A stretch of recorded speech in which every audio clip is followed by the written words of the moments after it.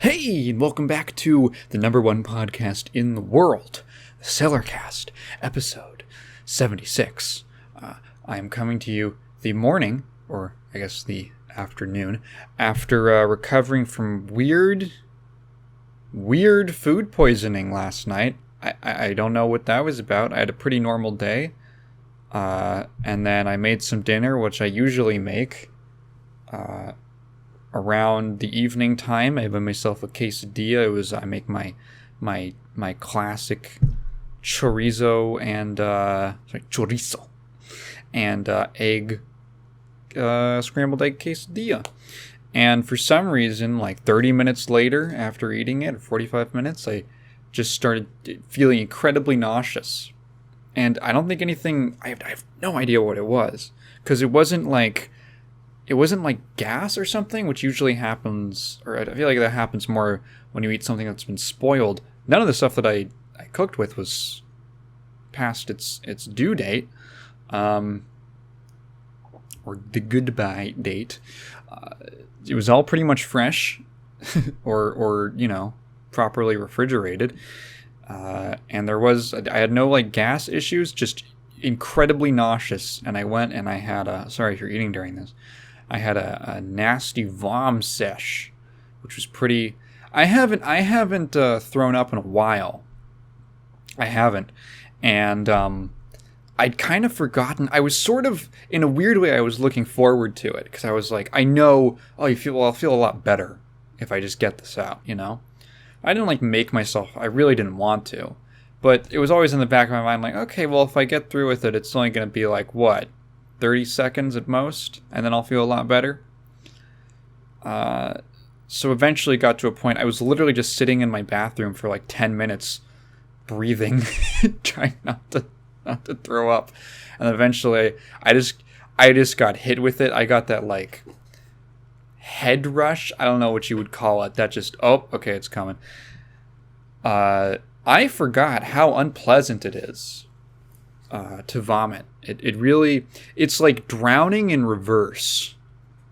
It's like, fuck, it's all filling out my throat.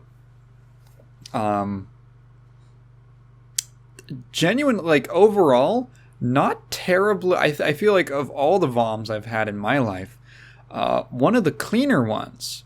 Didn't really make a mess. Nothing really, my throat felt okay, it was burning a little, like it usually will after that. But it was a pretty, I'd say I kind of stuck the landing on it. I don't think it was too bad myself. And I did, in fact, feel somewhat better. I felt relieved, I guess. Yeah. I forgot that whole, your body's, in weird shock afterwards. My hands were trembling and everything. And then, an hour later, I felt... I went straight to sleep at, 8:30, right after that, because I was I just feel terrible. And I woke up in the middle of the night feeling nauseous again, but I kept down and just closed my eyes. And then I woke up and I feel just fine. Made sure to eat something very, very plain. So I just made my little bagel and cream cheese, and I feel just right as rain. So I have no idea what happened or why or what caused it. I haven't been sick in a while, and I have a pretty hearty stomach in this house. Things just kind of tend to go bad every now and again. And then I end up accidentally eating it because I don't realize, because it's something like a sauce or something like that, which doesn't, is it going to grow mold or something? Well, maybe it will, but that's only a really long time. Sometimes I just have some sauce, and I'm like, oh, ooh, that's not supposed to taste that sour. And then I have a little bit of discomfort that evening, just in my stomach, but usually nothing terrible happens. I haven't actually gotten sick like that in forever. Yeah, it really has been a minute. I haven't even gotten sick honestly, since like the last year, like when I got, actually at the beginning of the year, technically when I got COVID. I'm a pretty healthy guy for someone who is not particularly fit. I guess I'm somewhat active and I have a decent diet, so that kind of balances it out. I'm also in the prime of my life, baby. Almost 21 years old come January. We'll be 21. Yada yada. And I want to do another birthday stream again. I don't know what I'll do. Maybe you can leave some suggestions below for a fun birthday stream idea. Oh yeah, and I guess while I have that brought up, I'm also going to be doing a thing for the Game Awards, which I totally missed that it was coming up this soon. I really did not realize it's going to be in like a couple days from when this is going up. But yeah, there's going to be a stream. Look out for that. So yeah, no comments this week, but I do want to talk about something, a piece of history that I had the pleasure of actually that I now own. So on Thursday, I was talking to Kat, and I was like, yeah, can't wait to see you tomorrow. So I was going up to her place on Friday, and she goes, yep, I've got a surprise for you. And I was like, oh? And I thought it was a sex thing, but it actually wasn't a sex thing. It was Doom with The Rock. It was the 2005 Doom movie with Dwayne The Rock Johnson. There's like a little thrift store by her house that she likes to pick up stuff from, usually like she'll buy plushies and things like that. And they have this DVD section, like on the way from the bus stop to her house. We'll kind of stop inside every once in a while and just kind of look around. Usually we don't buy anything. Actually, that's where my I don't know if I've ever talked about it on this podcast. That's where my mug comes from. My super limited edition rare Sierra mug, of which there's only 144 in existence. That's a fun story. I don't know if I've told that on this podcast, but yeah, they're just like back in like the 90s. Sierra Games made all those classic point and click adventures.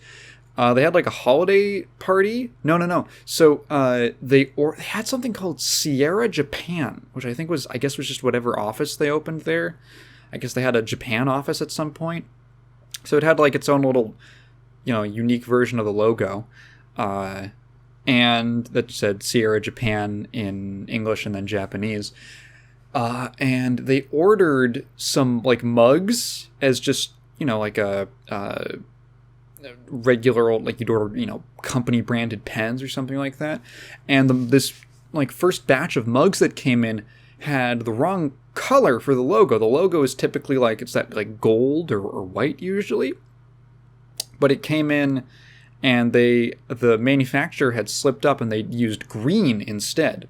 So it's just like, like a little ceramic mug with a green Sierra Japan logo. And they were like, I think they reported it to the manufacturer, and the manufacturer was like, just keep it for free. We won't charge you. Sorry about that.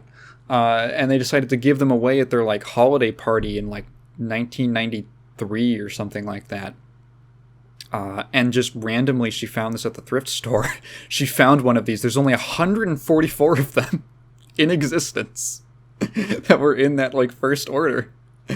And she found it, and like we were texting, she sent me the picture, and she actually looked it up and found out how rare it was. And I was like, how much is it? And she was like, it was like $1. So she bought it for me. Well, thank you, baby. Love you.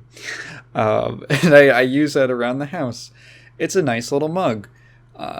So that's like that's a little prized possession that I have. Anyway, I'm getting away from myself. So I would make this joke in the DVD section where I'd be like, haha, wouldn't it be funny if they had the Doom movie? The 2005 Doom movie with Dwayne The Rock Johnson. And this has kind of just been like a running thing of like, oh, I wonder if the Doom movie's here, because then I'll buy it. And then, so we walk. She goes, there's a surprise. And she's like, I have to take you to your surprise. And I'm like, oh, and we walk into the thrift store, and I'm like, is the Doom movie here? And it was. And it was like $2. She bought a bag. She put this fucking Monster High bag, like purse thing. And I think that was more expensive than the DVD. So I paid, the DVD was like $2. It was so funny. And it was like the original case and everything. It wasn't like a generic case. It was the original thing. Just like, we'll take $2 for it. So I don't have a DVD player here. I used to be able to watch DVDs because on my old laptop it had a disk drive of all things. It was a big old HP laptop with a pop-out disk drive.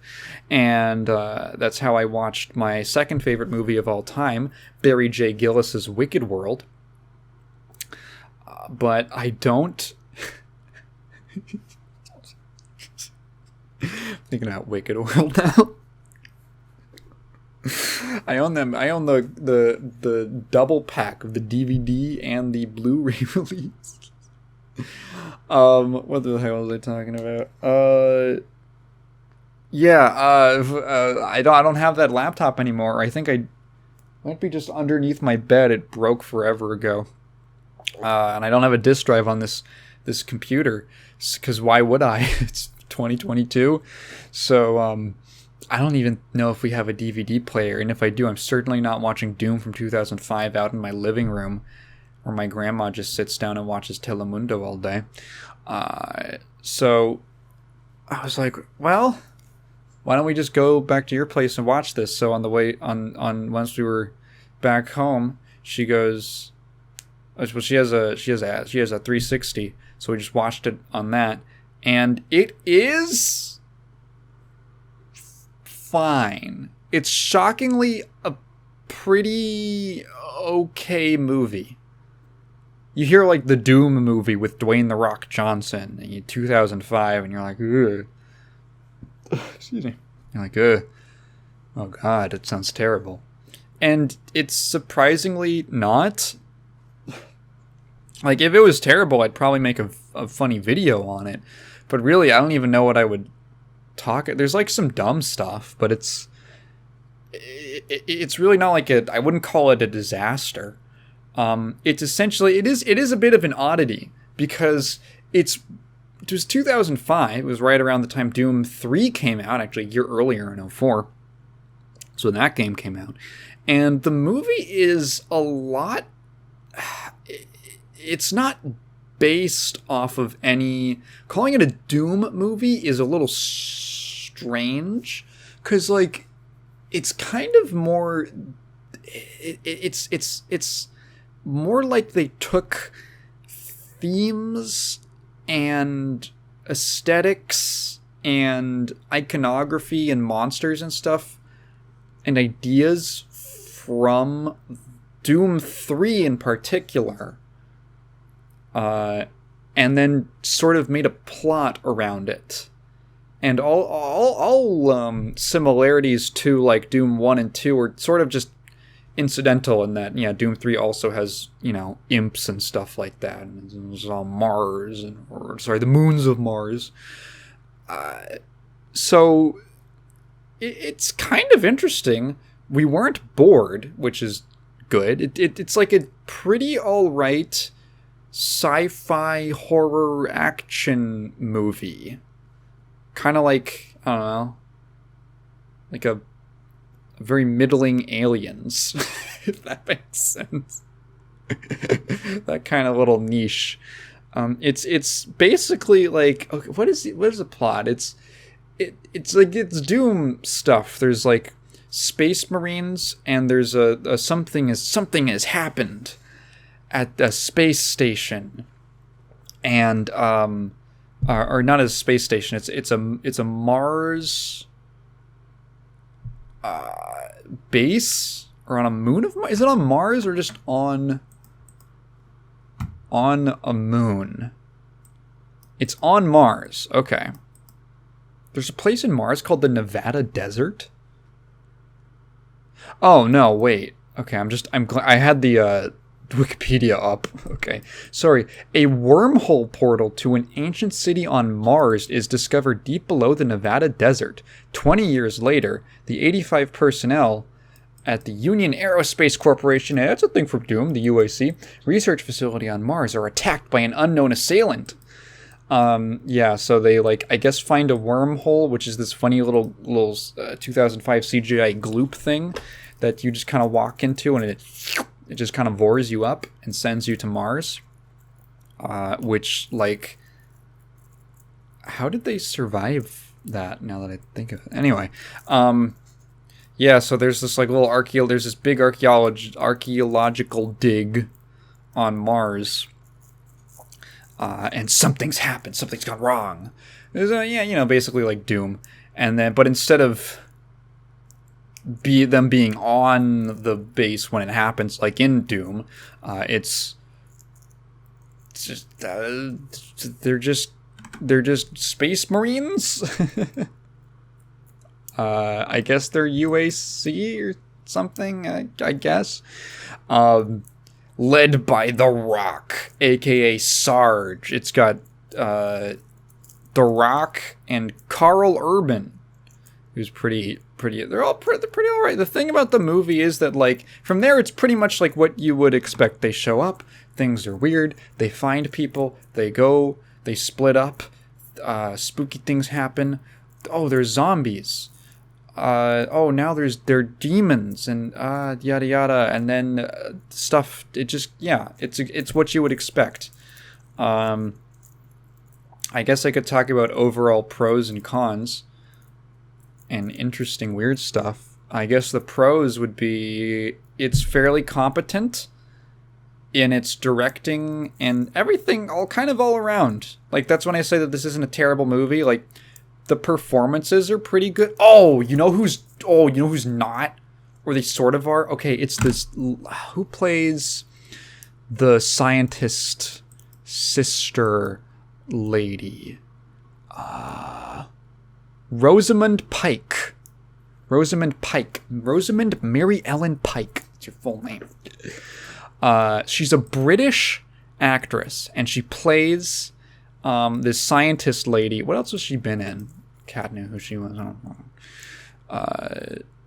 Pride and Prejudice. The Libertine. I don't know what she's been in. Gone Girl. Gone Girl. That's what I think she is. Gone Girl. That's what Cat knows her from. So she's a British woman, right? With a British accent, but she's supposed to be the sister to Carl Urban's character, who just is like an American guy. And I think that this is the reason why, I don't know if this was her choice or the director's choice or whatever, but she is putting on an American accent and it's not working. It's really weird. It's not good. It's not quite like it's not quite Keanu Reeves in Bram Stoker's Dracula level of bad, where it's like he's just swaying back and forth between two accents. It's more just, I remember in the first scene where she talks, there's like this one little bit, and Kat goes, "Oh, it's her from this and that," and then like she's talking, and then Kat goes, "Oh, that's funny. She's like British. I guess she's doing an American accent." And then I'm listening to the character speak, and there's this like word, I forget what it is, but there's a part of just her dialogue, and I'm like, does she have like an accent? Does she have like a weird, I was trying to figure out what kind of like American accent she was going for, because there was this word that she pronounced kind of odd, and I was like, that doesn't sound quite right. What is that? And then the more that she talked, I was like, oh my god, it's not an American accent, it's her British accent slipping in, like every line or every other line. There's just a little,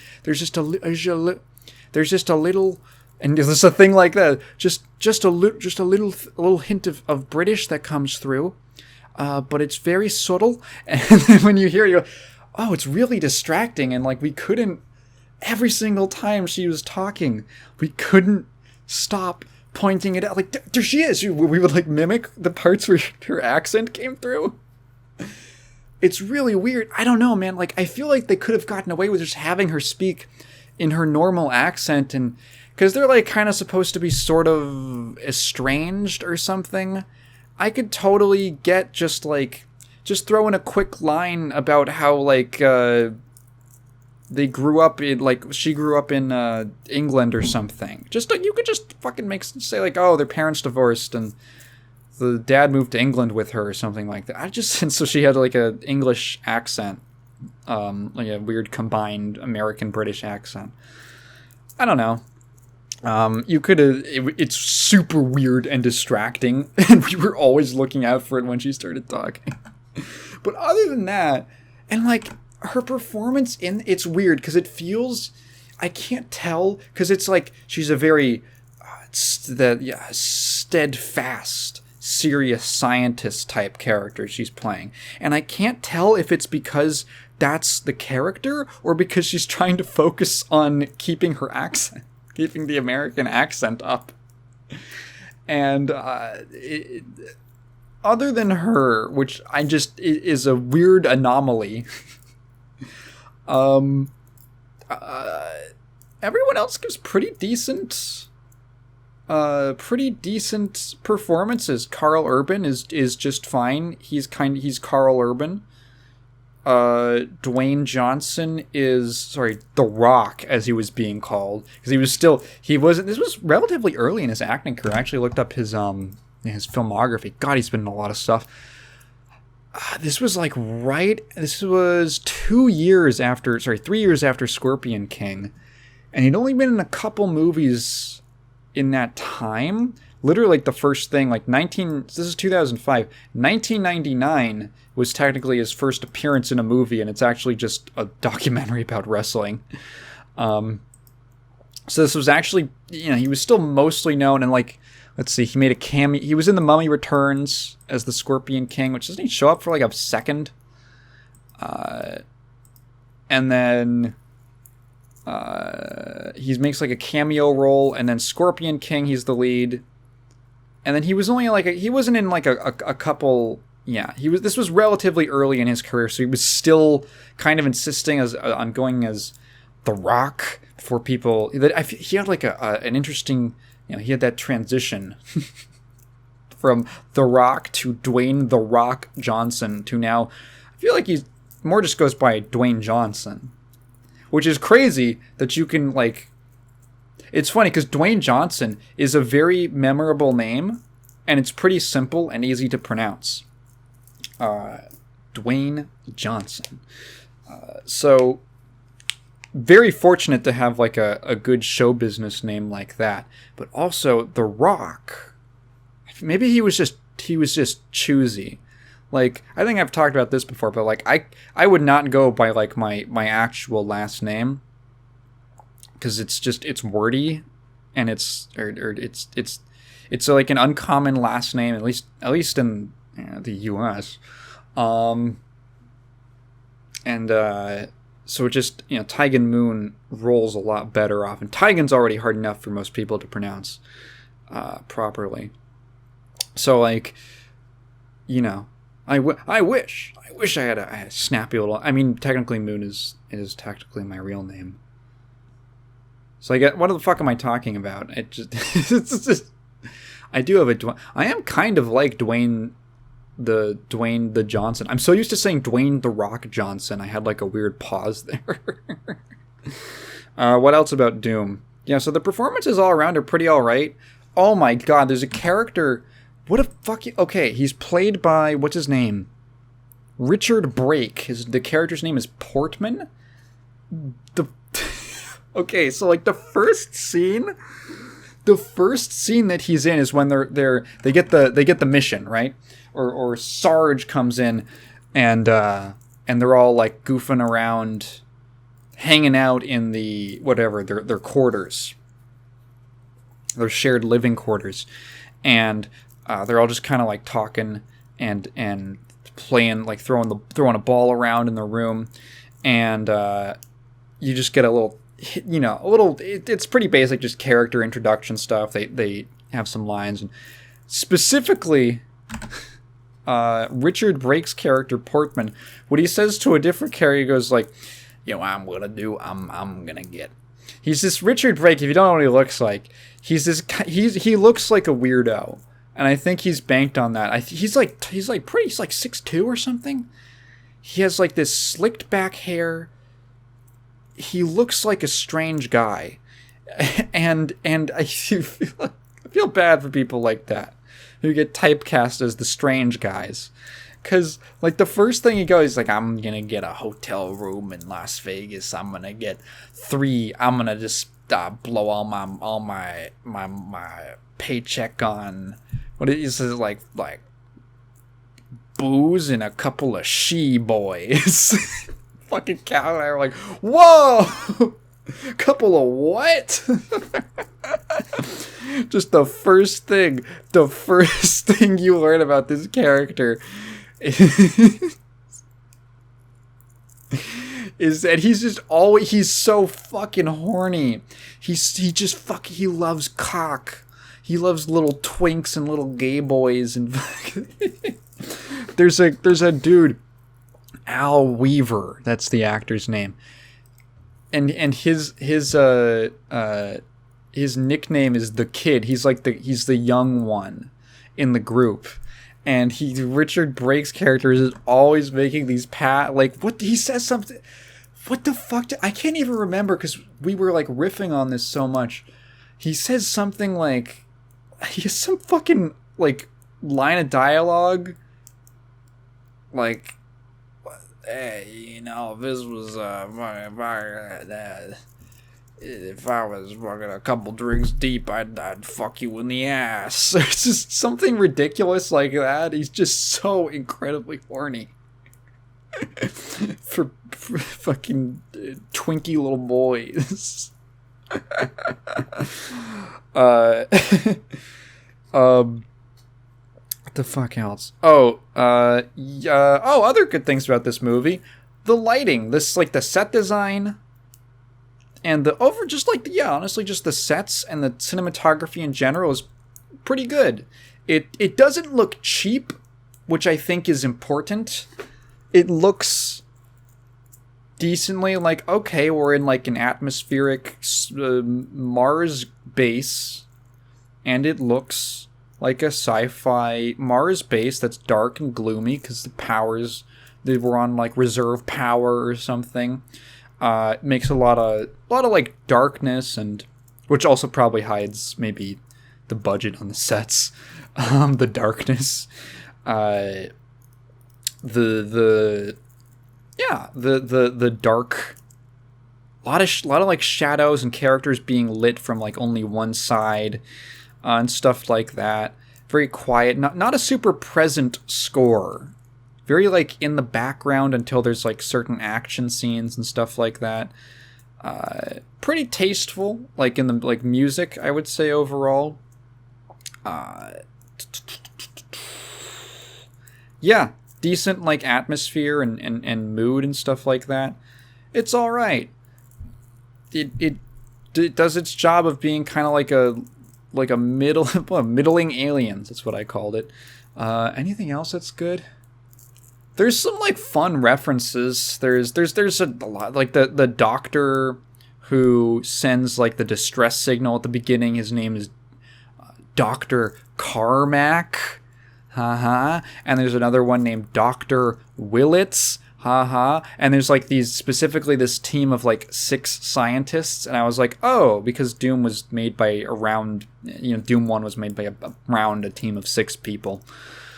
But for some weird reason, the other scientist characters who do get names are not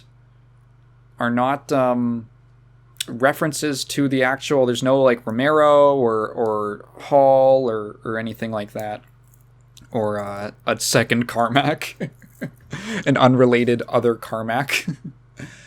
But yeah, I mean, what else? Oh, there's a character named Pinky. And I'm like, oh, okay, yeah, because the bull demons, they're nicknamed Pinkies from Doom. And there is so one of the I'm sorry to spoil Doom with Dwayne "The Rock" Johnson from 2005, but I will be spoiling it. So like this they never really, oh my god, I totally just remember this plot point. They do explain what it is. This is the stupid shit. Okay, so the big thing with this, or the twist or the reveal of what's going on is, oh my god, people are turning into zombies. What the heck? And then after they turn into zombies, they turn into demons. Well, they're not really demons. They're just aliens. They're like alien mutate. They're mutate. Not even aliens, really. They just mutate into like a Doom 3 looking imp or something like that. And the reason for this is, so there was like whatever, this city on Mars or something, like in the ancient past. And there was a condition where people would either become superhuman or turn into a Doom demon monster. And that depended entirely on like some obscure genetic factor of whether or which one you would get, essentially. I think they say something like predisposition to like rage or something. I don't have no idea. They kind of make it vague, but like either you're going to go, it's kind of a random 50-50 shot of whether you're going to get superhuman or turn into an imp. And specifically what this enhancement was that caused this reaction is that they had a 24th chromosome that is legitimate. That is legitimately the secret power is having an extra chromosome that makes you a superhuman. I'm not fucking joking. They literally say the 24th chromosome. We were just looking like there's no way that's the actual explanation, but it is. And there's like a scene where Carl Urban gets super damaged. He gets super beat up, and he's like dying because he got shot. And his sister injects him with an extra chromosome, which like makes him turn superhuman. And it doesn't make any fucking sense. Like chromosomes, it's not like a chemical. It's like your cells. It's like what makes up your DNA. A chromosome is not like a freaking... It's not just like a vaccine or like a shot of heroin or a drug or something. Like, you can't just shoot up a chromosome. all my homies shoot up chromies. That's the title of this podcast. That's the title of this podcast now. All my homies shoot up chromies.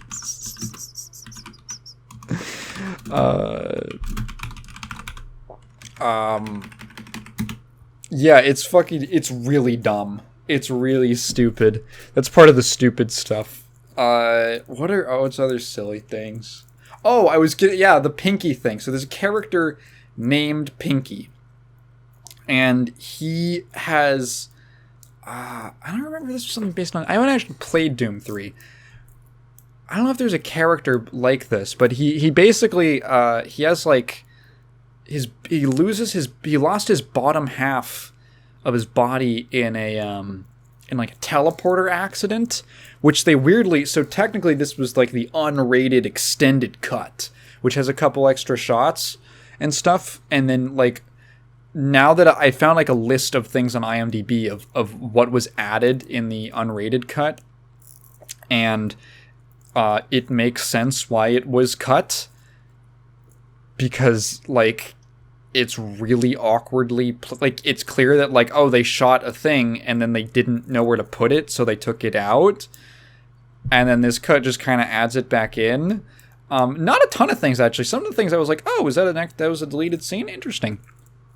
Some of them feel perfectly natural. Other things, so they say, like, they're introduced to Pinky, who's like this the what is it? He's some kind of management guy on the base, on the research facility, and he's like he's explaining how he lost his legs, because his bottom half is like, it's like a Segway, so he just has like 2 wheels, and he says like, oh, I lost it in a because they say like, oh, the teleporting used to be a lot less stable, and he goes like, yeah, sometimes you can lose part of your body or something like that. And then there's just a random, really awkward feeling cut to a shot of the teleport goop thing opening up, and then 2 legs shooting out, like popping out, to like a whole severed like bottom half. And we were watching that like, what? Wait, was that part of the... did that just happen? Why are they showing this? Is this like a cutaway? Is this like in the past? What is the shot?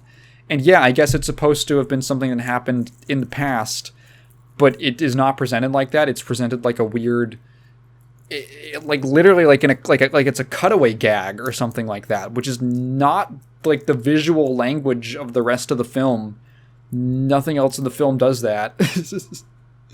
Much less to something that's supposed to be happening at like a different time. It's so weird. It just turns into Family Guy for 1 second. That's super weird. Anyway, so this thing that makes people mutate, in the end, when everything's like really going to shit, Pinky turns into a Pinky. He turns into the Bull Demon. And you could tell because he's got like the bottom half, the robot bottom half. And I was like, oh, haha, funny. Let's see. One of the other... so what's that? Another stupid thing.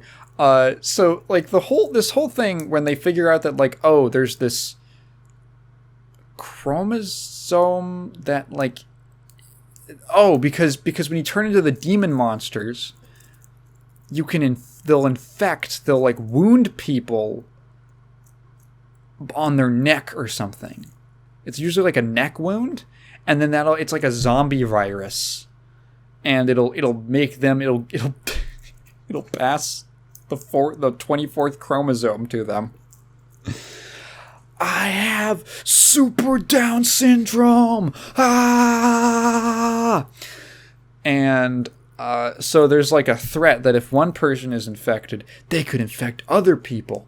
So Dwayne Johnson's character, Surge, excuse me, starts his thing once he discovers this is that they just need to kill everyone on the base. Just kill everybody.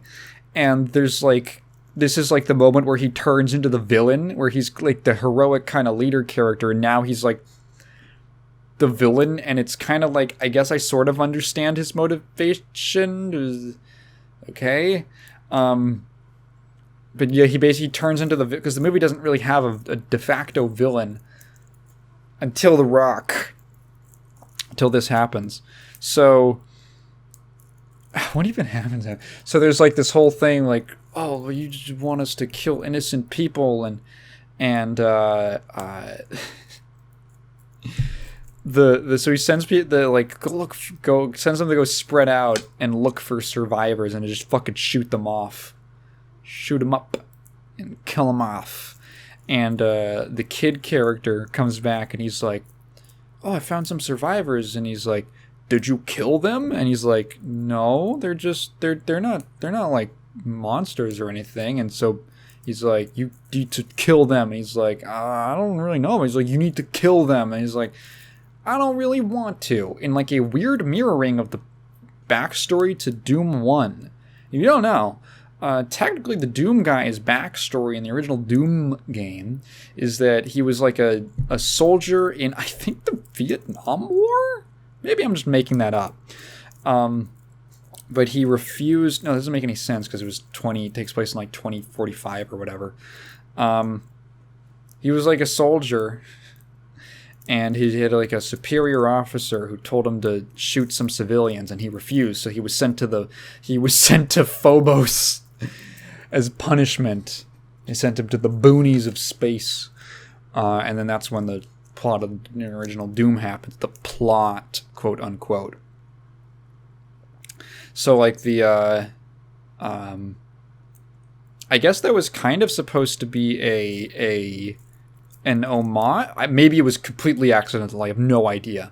There's also sort of like like they could have done this where Tom Hall, who worked on the original Doom and then left during Doom 2's development, there was some friction between him and the rest of the team. But Tom Hall wrote this document called the Doom Bible, which was basically like during development, it was essentially like, hey, I'm just going to write down a bunch of like design stuff, backstory, different kinds of weapons and enemies and stuff like. Basically, he wrote a design document called the Doom Bible. It's like 13 pages or something like that. I forget how long it was. But basically, he wrote this thing, and he wrote up most of it got scrapped. They kept a couple things, I think, but most of it just got thrown out. I think that was partially. That's where the famous John Carmack quote, where he says, "Story in a game is like story in a porno. It's expected to be there, but it's not really important," or something like that.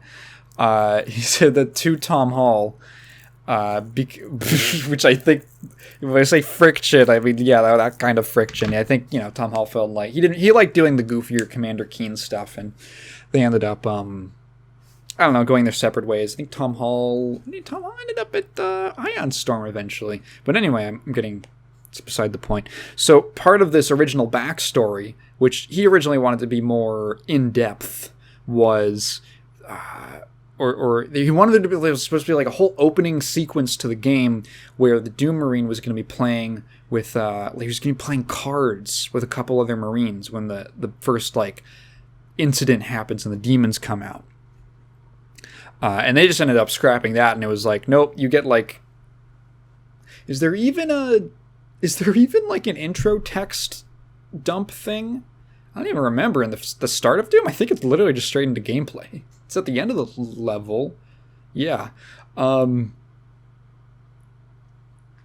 that was scrapped. There is actually like there's a beta or alpha build of Doom that has like the very beginning like scraps of that scene. It's pretty fun. And I thought that they were kind of going to do something with that, with this team of Marines that the movie centers around. Nope. But there is this little callback with the Doom Marine, or with the character refusing to shoot down civilians, and then Dwayne Johnson fucking kills him. He shoots him in the head, and that's kind of the point where he turns completely into the villain. And I think, yeah, so Dwayne Johnson gets like,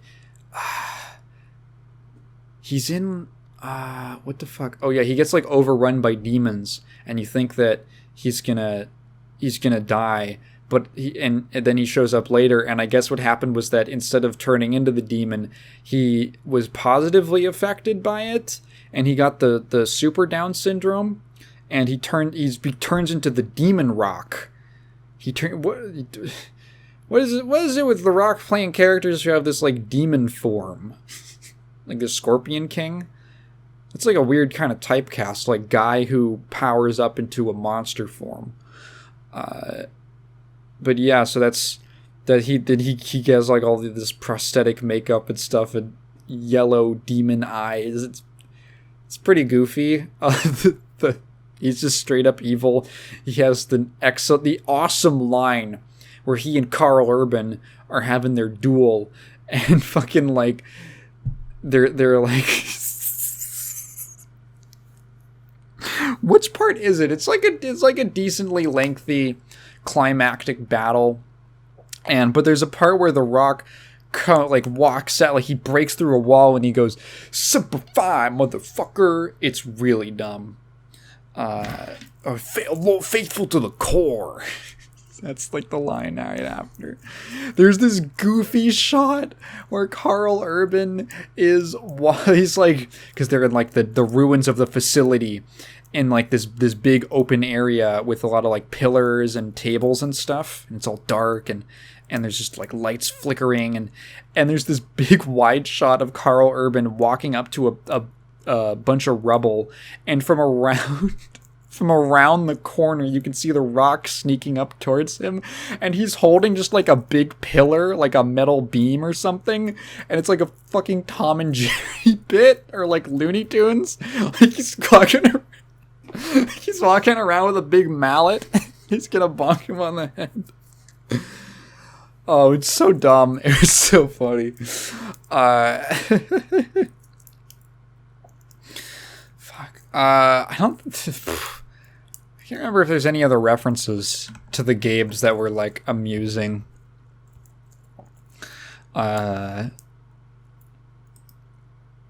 there any other quotes from this movie from IMDb? Oh! Yeah, there's a character named Mac.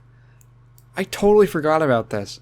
There's a character named Mac who, like, I'm pretty sure...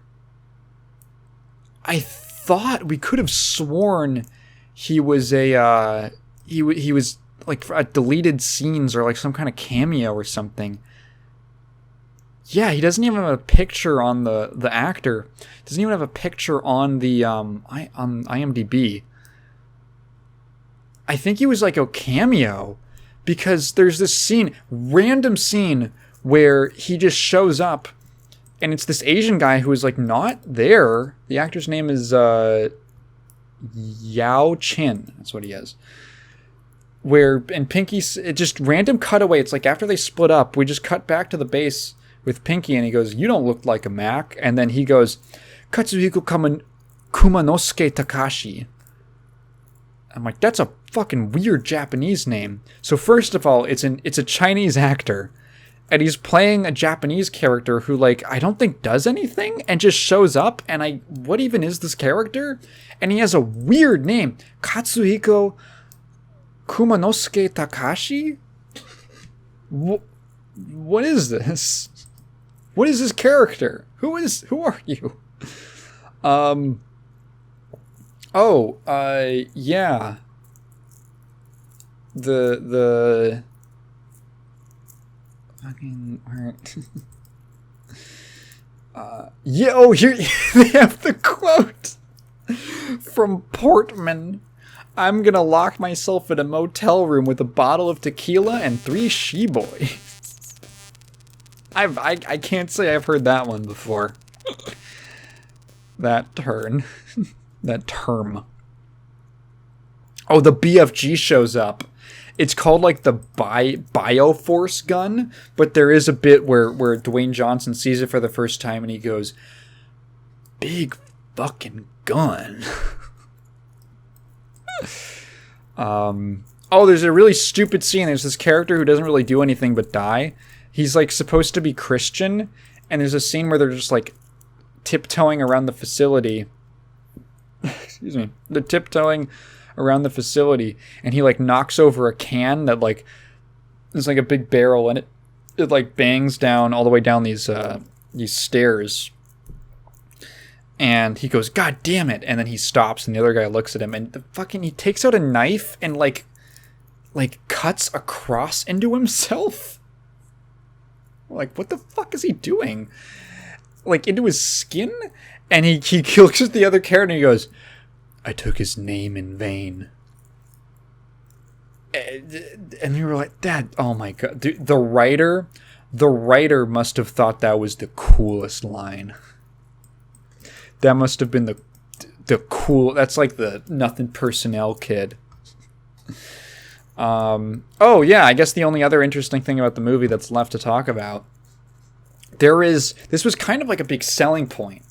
There is an extended first-person action scene in the end after after Carl Urban goes into his super Down syndrome mode, we might call it up syndrome. There's like a whole bit where he's because he's like he's cornered and he gets a thing injected into him, and then he fights his way through the oncoming demons, and it is it's, I would describe it as being like, it reminds me of like a less of a first person shooter and more of something like House of the Dead, like an on rails thing, like an on rails shooter, or like a carnival attraction or something like that. It's very it's interesting. It's interesting that they at least did. What I got from this movie is that it seems like people kind of cared about it. Like there's effort put into it somewhat. It doesn't feel lazy, and I think that scene is probably like, oh, this would be really cool. And it sort of is, but it ends up coming off as a little hokey, honestly. You could probably just look it up on YouTube. It's like, I think the full version in the extended cut was like 10 minutes. And it's just like a really extended like action sequence. It's sort of neat, but it's got like some very silly stuff, like shoots a demon and then to his left, and now suddenly there's like another demon right there. It's got that thing where the movements are too smooth, and it's just a little too smooth, you know, and it makes it look like one of those, like, oh, that terrible trend in like the 2000s. I feel like this even carried in like a little bit of the 2010s of just making like a fake gameplay trailer. Those were the worst, where they would just have like a very clearly pre-rendered CG cutscene, but they would slap UI elements over it, like a crosshair and an ammo counter and a health bar, something like, you know, health bar. And it was clearly not actual gameplay. It was like way too smooth, and it doesn't have that kind of look, that kind of like connected, like, you know, when you watch like a real video game, you can see like how the, like at least a 3D game with 3D models and animations, you can kind of see how the different animations and things sort of stitch together, even stuff that looks very smooth. It has that look. You know, a camera looks very specific when you're controlling it with a mouse or an analog stick. You know, you don't have freaking ease in, ease out, like interpolation like they probably did on a when they animated this scene, or I don't actually have to go back and see how much of it was like digital. Yeah, it's kind of neat. It's cool. It's a bit of a novelty. I guess appreciated send up. I wasn't bored. At no point during the movie was I bored, I have to say. Oh, there's some really bad fake CG blood, but that just happened at the time, you know, whatever. The demons look fine. There's one legitimately creepy shot where they're in like the sewers of the base. And this is like, I think the first kill that happens on the team. And they hear something, and there's like one guy it's the Christian guy who's isolated. And he looks into the darkness, and there's just like a pair of eyes, but it's very like human looking eyes with like it looks like a Kat said that she thought it was goofy because it reminded her of like Mandela Catalog, of someone who finds Mandela Catalog very spooky and analog horror very spooky. It was those kinds of eyes where it's like a little too like realistic and weird, like it's like that Uncanny Valley kind of feeling just in the darkness. And then it turns out that like a bunch of other eyes open up, and like, oh, it's like a demon with a bunch of eyes on its head or something, like 6 eyes or something like that. I'm pretty sure that they were the demons were, yeah, they were, the demons themselves were not CGI except for the pinky. the literal pinky. They were all just kind of like guys in suits, which Kat said she couldn't take seriously.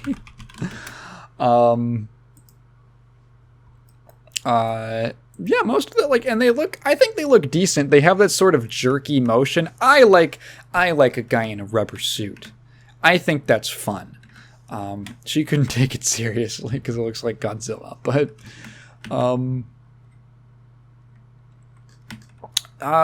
yeah, it looks decent. Overall, not as bad as I was expecting. It's really nothing special, and honestly, if it wasn't called Doom and you changed just some of the what would you say, like, that, just, you know, so the details that kind of loosely connect it to the games, it wouldn't really be anything that interesting. It could pass as just a perfectly perfect, just like a kind of popcorn sci-fi horror action movie. Middling aliens. Yeah. You know, it's fine. It's fine. You can have fun. You can have decent fun. It's actually like a pretty nice little riff movie, because it's not boring, and it's competent enough that it's like, okay, this is fine, but it's also got a lot of stupid stuff. I don't know how great it would be to watch on your own, but if you've got some friends who like Doom or I don't know, just, you know, are into kind of poking fun at movies while you're watching them, put on something silly. It's actually pretty good. I think, material for that. I've heard there was that sequel, Doom Annihilation, that came out years later, and I don't even think has any, like, real connection to this one. I've heard that one's terrible, like, legitimately terrible. Yeah. There's Doom. I think I forgot. Oh, the opening logo, like the title sequence for the movie, weirdly similar to the intro from Doom 64. Weirdly similar, where it's like, as you're zooming through like a it looks like you're zooming through weird kind of structures of some sort, and then it pulls out and it reveals that you're actually going through the logo of the letters. The Doom 64 one is cooler because it starts out with actually like seeing demons walking around and stuff, and then you start zooming through and all that. Yeah. What else do we have on the docket today? Oh god. So I don't know if I have too much to add to this, but I did want to make some mention of the recent drama in the Smash community. And usually when you hear Smash community drama, you're like, oh no, I don't want to hear about the diddlers. It's not about diddlers this time. It's about Nintendo, but also, if it was just like a regular Nintendo thing, I don't think this would be as interesting. But there's a very specific, there's like an interesting dynamic going on here. So I should start explaining some of the backstory to this. So basically, there is this thing called the Smash World Tour, which the idea was that the professional Smash scene has traditionally just been independent, unlicensed grassroots tournaments that have been run by, enthusiasts and the hardcore professional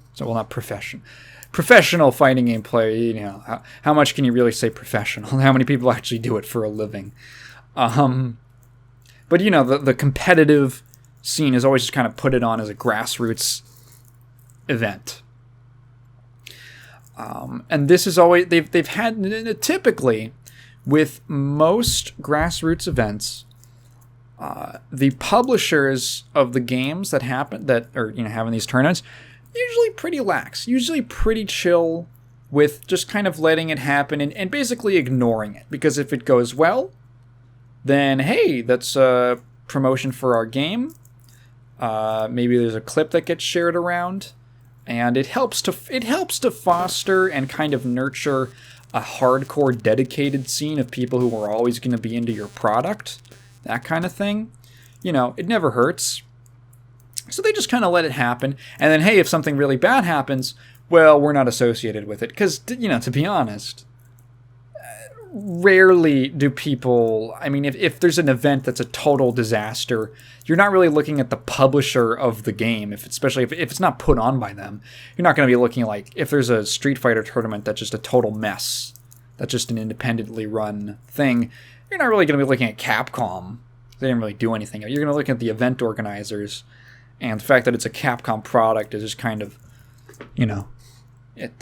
more incidental than anything. So it generally ends up being a win-win. Nintendo has been the one outlier of the one company that hates it when people... Here's the thing. I think there's just people usually say playing the game. It's not really playing the game. The issue is the broadcast rights. If you just hold a little tournament, Nintendo doesn't have agents everywhere watching watching for who's setting up a Smash tournament. They're not doing that. What they're looking at is broadcast rights. They care about that because that's what old Japanese men in suits understand.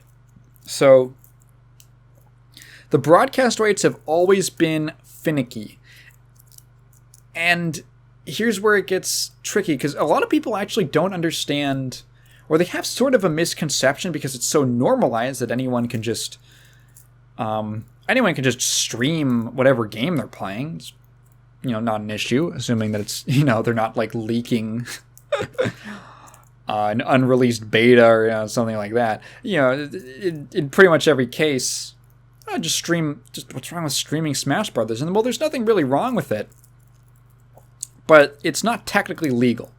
A lot of people miss this. I remember this because I've been on YouTube for forever. I'm patting my chest, so my voice is doing this funny little trembly thing.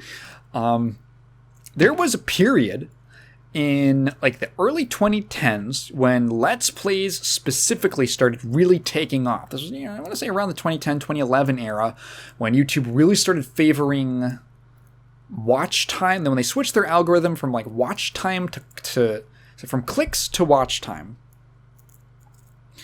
flat watch time as opposed to percentage watch time, which it is now. Oh my god, it fucking changes all the time. But it used to be clicks, then they changed it to watch time. Let's Plays take off because a 10-minute thing happens to be the perfect length of time to do daily uploads of Let's Plays. And if you're getting 10 minutes from if one viewer is giving you 10 minutes every day, that was just in their sweet spot.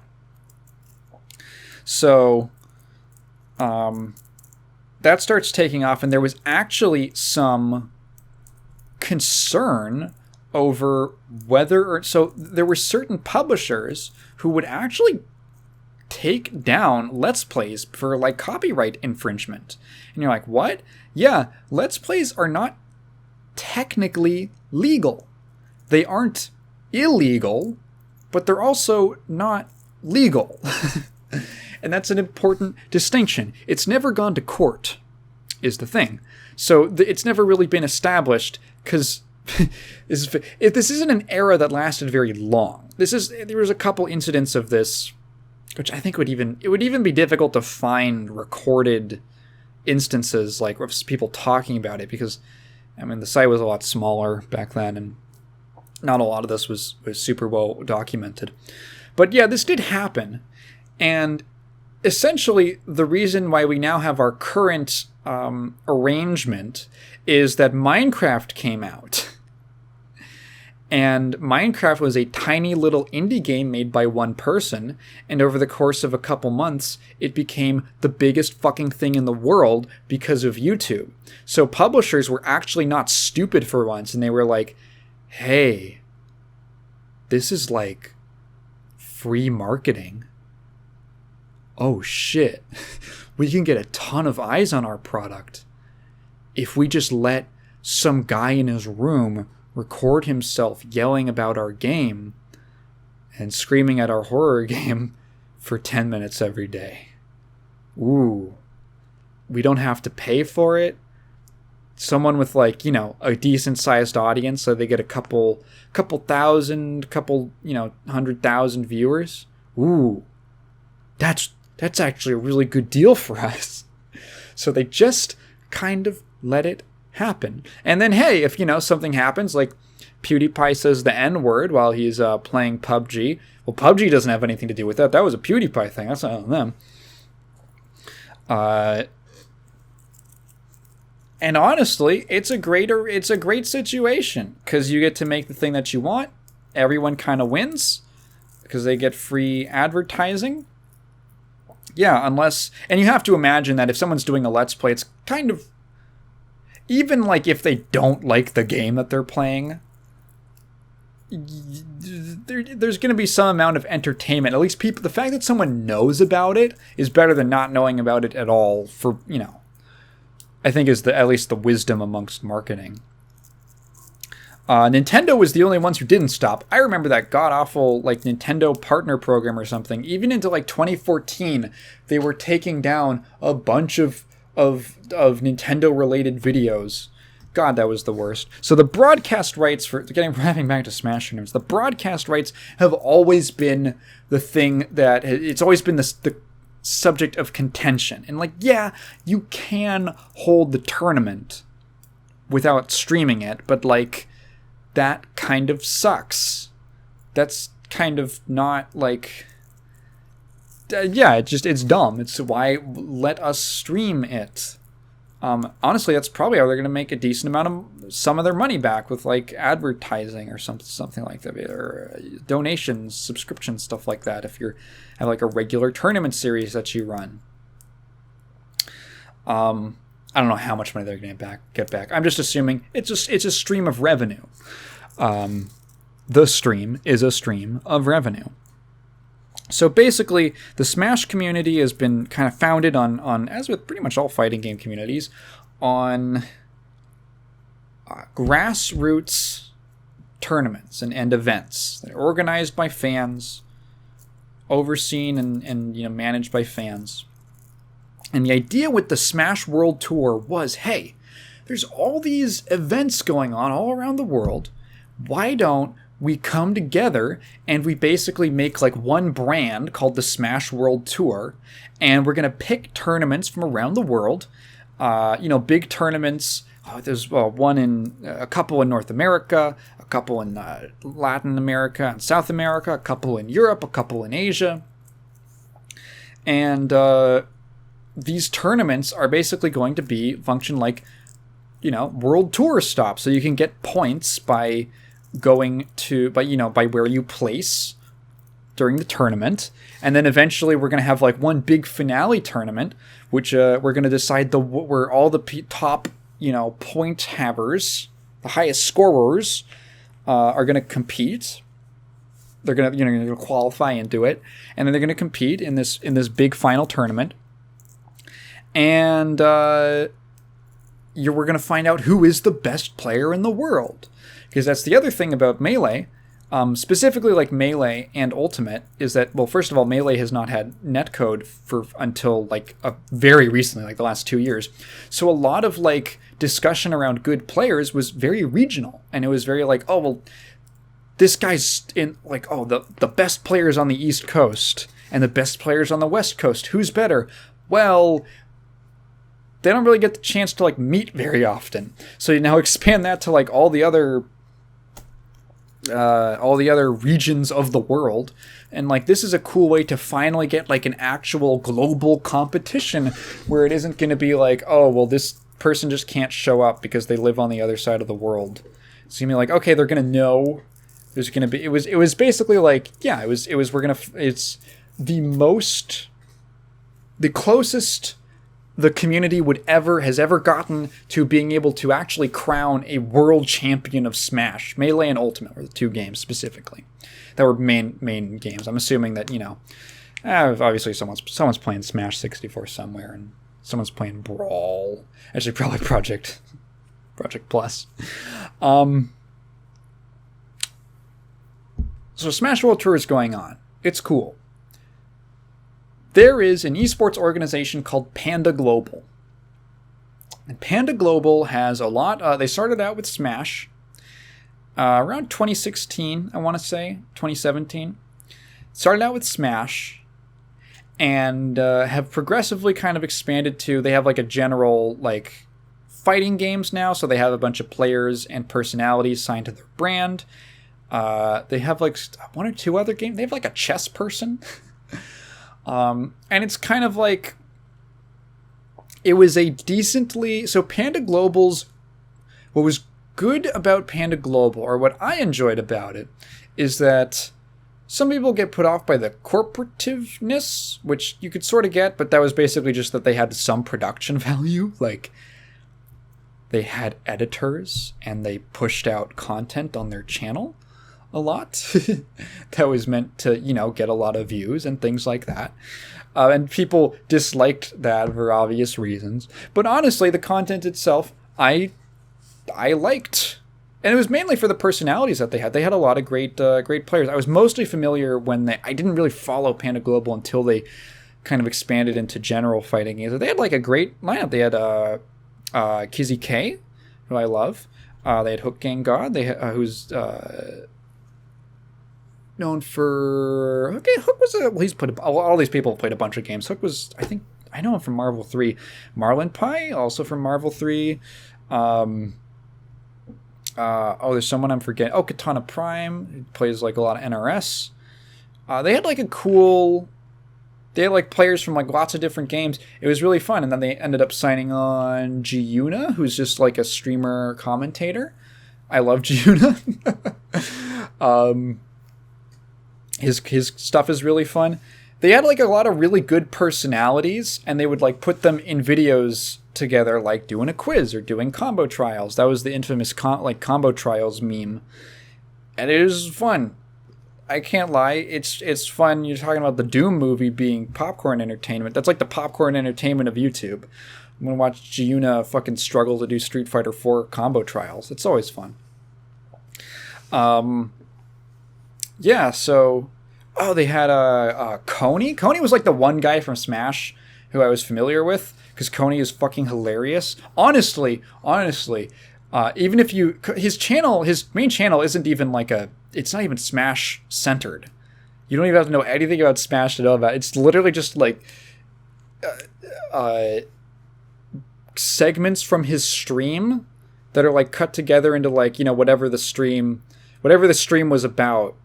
And God, he is fucking funny. He is so funny. I love Cody. Cody's like one of the few YouTube channels that I actually laugh. I literally LOL. I quite literally laugh out loud watching his videos. He's goddamn hilarious. He's a great storyteller. I don't know. I was like, oh, cool. Yeah, so they had like a lot of personalities that I liked. Definitely like one of the more, okay, yeah, this is like a company.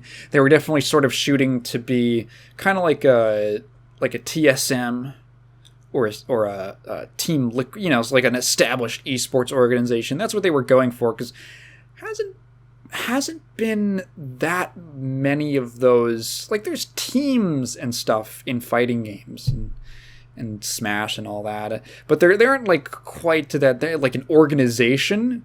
Not really. It much less developed in that sense. Like, at most, they'll like, pay for your flight and hotel room for you to go to a tournament or something. So maybe if you get first place, you can actually make a little bit of money at the tournament. That kind of thing.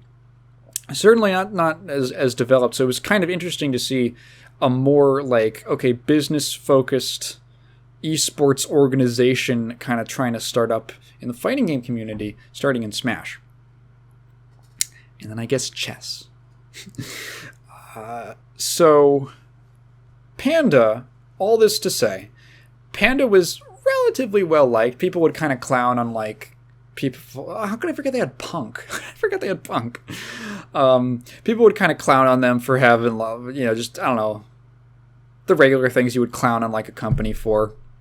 Oh, another combo trials video? Yes, another one. I'm going to watch it. Great for laying in bed when I'm trying to unwind. Relatively well liked. They were also hosting their own tournament series called the Panda Cup. And the Panda Global Cup, or Panda Cup, whatever. And the Panda Cup was basically what the Smash World Tour was supposed to be. Hey, there's these existing grassroots tournaments. Let's, like, pick them up, essentially, and organize and like, coordinate them into a world tour. And we're going to have a similar kind of thing. So both of these are going on at the same time. And I guess it was kind of weird to have two world championships happening. But it was, I think most people were generally fine with it. It means more Smash is going to happen. So there was an announcement from the Smash World Tour Twitter a couple days ago, and they said the Smash World Tour has been canceled. And this was a huge news. This was a huge shocker to the whole community. And when they they released like a full expanded statement about what happened, and okay. So essentially, there was a little bit of nervousness initially when the Panda Cup was announced, because the Panda Cup was officially licensed by Nintendo. Official licensing is kind of it's been the city of El Dorado for the Smash community for years, because Nintendo has shunned them historically and really given them the cold shoulder of any kind of acknowledgement whatsoever. If not been outright hostile in trying to get them to shut down tournaments, and, well, streams of tournaments specifically. Which is just going to shut down the tournament. So the fact that the Panda Cup is sponsored and the Smash World Tour is not sponsored was concerning, because it's like, well, if they're going to give their blessing to that and not us, those fears were alleviated because the people who were running the SWT got communications from Nintendo, from like people officially representing Nintendo, saying, don't worry, it's all good. You do not have to be officially licensed to run the stream, to run the tournament. It's all going to be good. And they're like, okay, we've got it on word from Nintendo. It seems like they're actually going to be nice, and they're actually going to play ball with us and let us do our thing.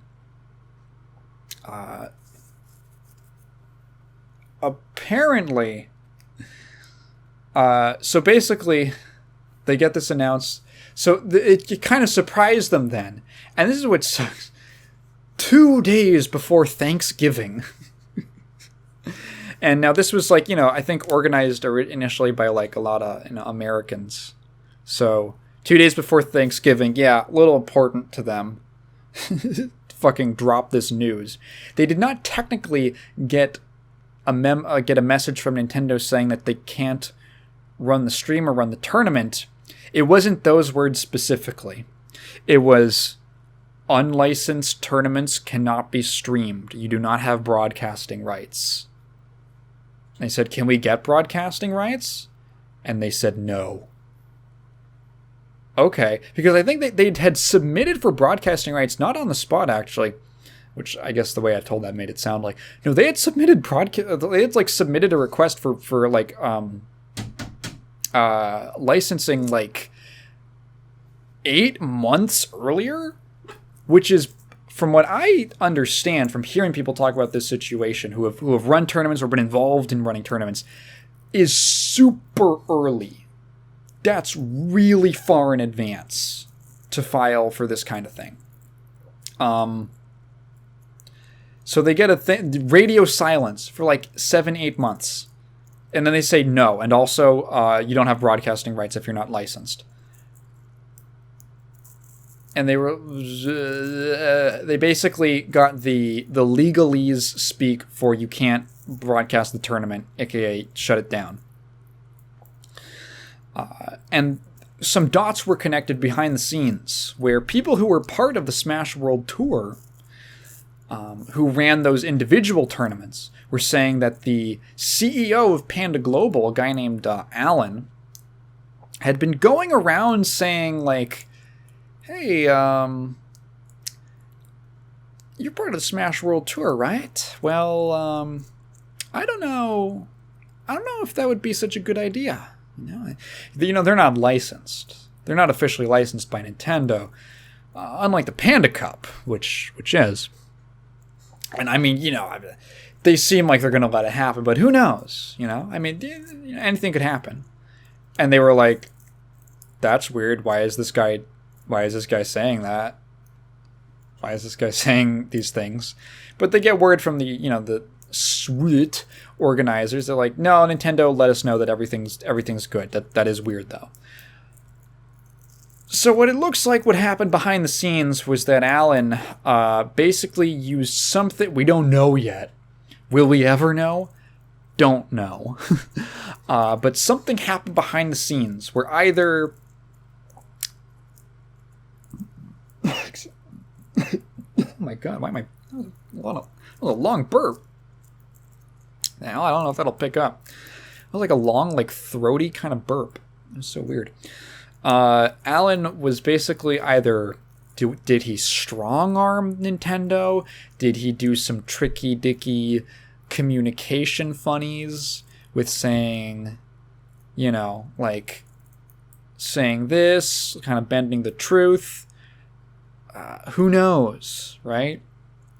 But basically, Alan did something behind the scenes, from the looks of it, to make Nintendo have second thoughts about giving their sort of like neutral gray area approval of the Smash World Tour, which ended up in that message being given.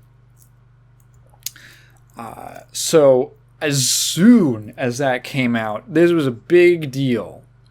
And it almost overnight flipped Panda Global's whole reputation to like, what the fuck? Because obviously there's a motive and here where, well, so initially Panda wanted, at least Alan wanted exclusive. He wanted not the contract to be exclusive, but he wanted the tournaments that made up the Panda Cup tour to be exclusive to the Panda Cup.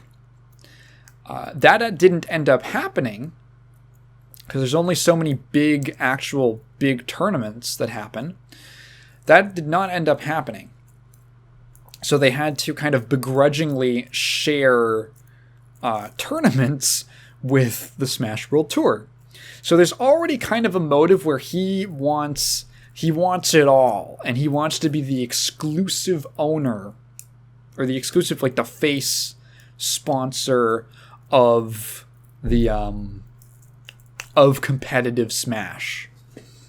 If it's a big tournament, it's going to be part of the Panda Cup every year, not our competitors, at the Smash World Tour.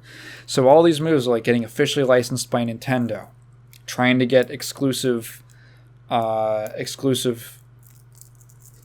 guess, branding or what would you even call that of those individual tournaments.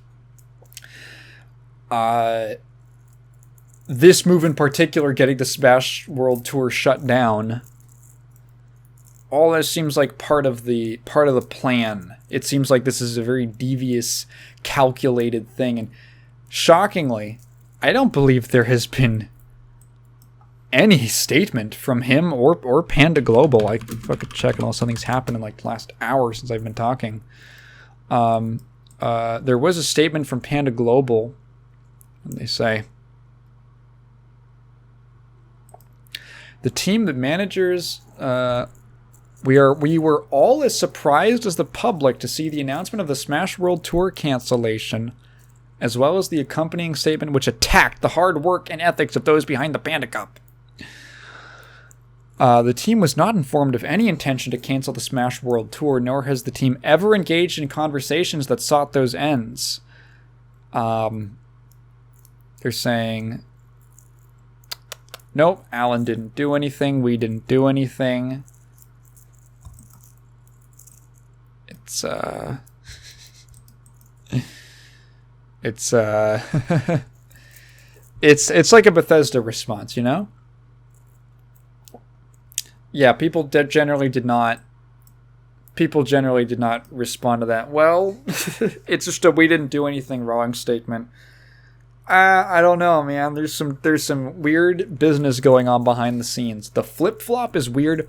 Here's the thing that someone pointed out. I saw a comment about this. Is that every time Nintendo sends out a statement like this, it seems like it's like designed to like hurt the community the most, or like the individuals who run the tournaments the most. Like doing it 2 days before Thanksgiving, like what? That's like calculated. Like what the fuck? That's like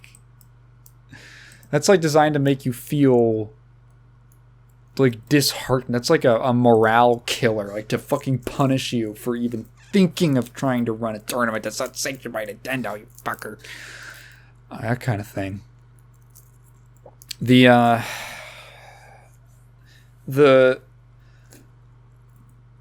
community, yeah, so the backlash to this was gigantic. Flipped their entire, I mean, you literally like cannot go to their Twitter without, that's the last thing they published. And it's every single thing is just slamming them. Just slamming them for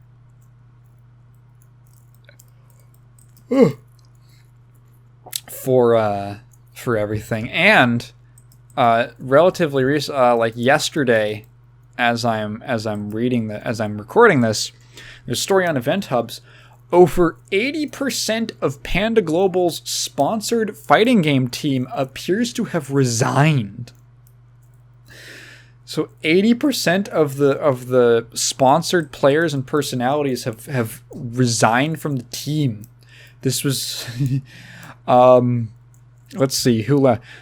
So for Melee, IBDW, Plup, Wadi, Saint Cola, Coney, TK Breezy, Marine, Vicky Kitty, all have said that either they've resigned or have the intention to do so. There's probably some weird contract stuff, especially depending on like what, if you were like a player or just a personality thing. I'm sure it's weird. And then that's just on the Smash side. For the fighting game side, Justin Wong. So I don't think any specific announcements have been made yet. But Justin Wong, Punk, Kizzy K, Hook Gang God, and Lil Z have taken Panda off of their Twitter bios. A bunch of players are boycotting the tournament. They've said that they're just like not going to be going to it, to the official Panda Cup. And yeah, it seems like this might genuinely like kill the company. Like honestly, kill the company. They're losing so much talent. They're losing so much goodwill. Like the goodwill could potentially be gained back. I don't know, man. I don't know if like you're ever gonna be able to recover your reputation in like any kind of hardcore community. Maybe, who knows? It's still very, very early in the situation, but this does seem like it could be a major blow to them. I don't know, fatal, but harsh. Harsh consequence. To have so many people leave the organization is really wild. To just take off is, I think, one of the biggest things, because I feel like the reason that they were able to get any kind of a lot of their popularity is that they had so many players signed. And you know what? It kind of sucks from a viewer's perspective, because like, man, I loved it when they would do like videos together. There was some fun videos of like Kizzy and Justin Wong playing like Plus R together and just like playing and messing around, and that stuff was fun, and that was all on the Panda channel. So I mean, maybe there's definitely like a way that you can do an esports organization like this, and not like do something as scummy as to like try and kill off non-sponsored things to get exclusive access to the competitive kind of status, or the highest level of competition. Excuse me. Now, of course, this is a thing in the Smash community, which has been Smash community has always been sort of separate from like the broader FGC, and that's kind of like for a good reason. It has a very different culture, which I think owes a lot to like Smash was never in arcades.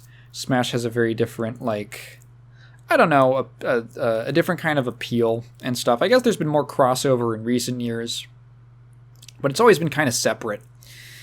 Different kinds of, lingo and stuff like that. And it's been a big story, and there's a lot of people in the broader FGC who are like, reacting to it in obvious disdain, because there's a strong grassroots sentiment in the FGC. But not a ton of concern, and I think there is something to be said about the threat that an organization can come in and get in the good graces of an IP holder, and then throw around their weight to essentially make themselves the only event that can be like run, basically, or broadcast, which is actually how you're gonna get to an audience. Obviously you can host a little tournament, as I said before, but you're not gonna get a big audience like that, or being able to broadcast it just brings so many more people into the scene. It's very necessary that if you want to have any kind of decently sized tournament, you're probably gonna have to stream it. So this has not happened before in the FGC. It's mainly been, and I think it's not like a huge. I'm not saying this is going to happen tomorrow, and the threat of it happening is a little lower because there's a lot more publisher cooperation between the communities and the IP holder, where like Arxis is they have their officially sponsored tournaments that like they run like Arc Revo and stuff like that, and they will put their name on stuff like Red Bull Kumite, Evo and things like that. A bunch of other big tournaments, they'll officially put their name and they'll have no problem sponsoring it. So, Capcom will do the same. Capcom obviously has their own world tour, the pro circuit. They've got all their stuff.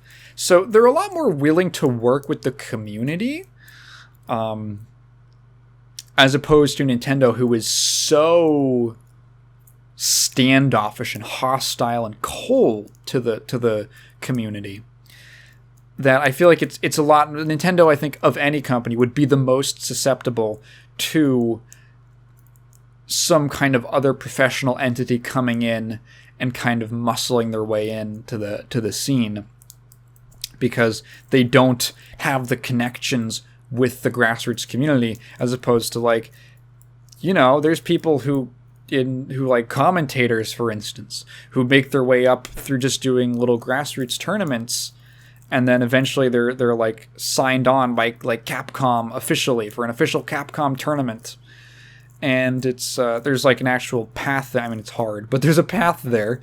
And that kind of relationship, the fact that that type of relationship even exists, I think makes it a very different kind of situation. But it's not like something that's super, it could never happen. The idea that a corporate entity could push out independent kind of grassroots parts of the community it does still exist. There could be a company. What's a different animal? Unlike a panda, koala, like Koala Global, and they come in and they're gonna be. They want to make. They're an organization, and they start picking up a bunch of big names in the Street Fighter community. They get all the big ones. They make them do content together. They start to build up a brand. And then they kind of get in with Capcom. And now there's an official Capcom event that's also co-sponsored by Koala Global. And and then the Capcom Pro Tours, could it eventually be that, if it isn't also have the blessing of Koala Global, could the individual tournaments not be allowed to be broadcast? Who knows? Because Capcom has their own broadcasting rights thing, and you have to apply and all that. You can do it. I remember when that came out, that was the closest they ever got to are they going to start being really Nintendo-like? I think people were making direct comparisons between them, and then eventually the initial set of rules that they came out with was very weird and didn't get a good reception. From what I understand, they have kind of reworked them a bit, and there's still a kind of bureaucratic process to getting the official rights and everything, but you can do it, and it does exist. But hey, what if that was instead you have to work with this corporate Koala Global entity? I don't,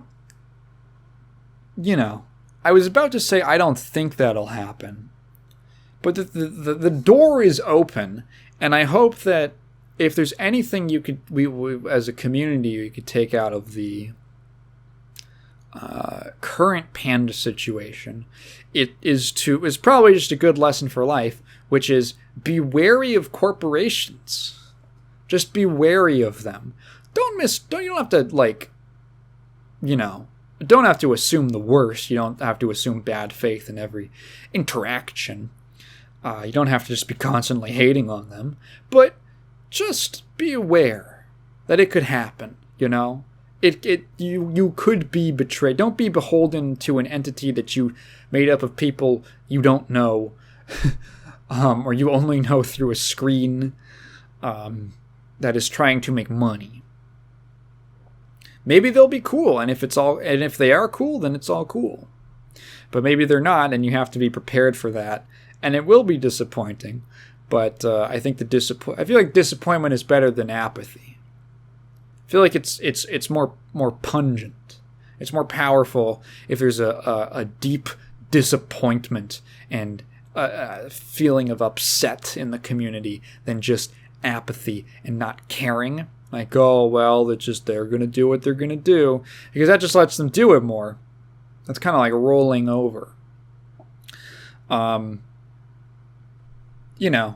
It is good to get upset and to express your opinion and vote with your wallet and your watch time, I suppose.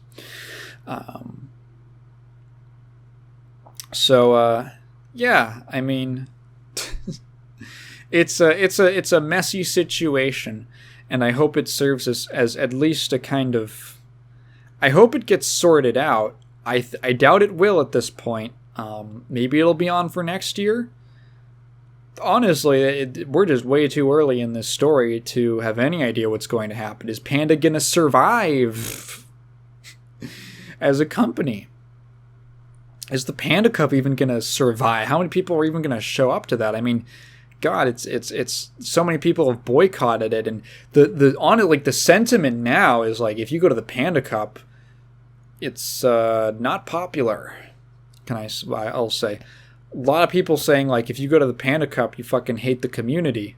You're against the community. And to be honest, I mean, I can't really disagree that, like, you are going and supporting and playing for a company that has tried to hurt the community.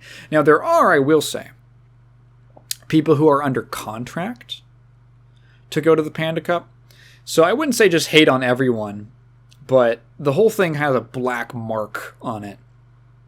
And if you're under contractual obligation, I mean, maybe you could renegotiate something, but really, I mean, who knows? Is it really worth it? I'm honestly curious if it'll be just a big disaster when it does happen. Maybe it'll get canceled. It could honestly get canceled at this point. If they have a high enough dropout rate, it could just get canceled. There's gonna be enough people for a single bracket. That would be funny, and the whole thing is just gonna be people throwing themselves off stage and doing dumb shit. Make a mockery out of it. Yeah. That's a situation. It sucks. I'm not part of the Smash community. I don't particularly care. I have some players who I actually like to watch in Smash. But I wouldn't say I'm invested in the community. I don't really have an interest in getting invested in the community. I like watching Riddles. Fucking love Riddles. I was very happy when he won that tournament. I forgot what it was. But what a tournament. And it's like the most excited I've ever seen him. He's so calm all the time. Yeah. There was a article from gamesindustry.biz. God, it's been so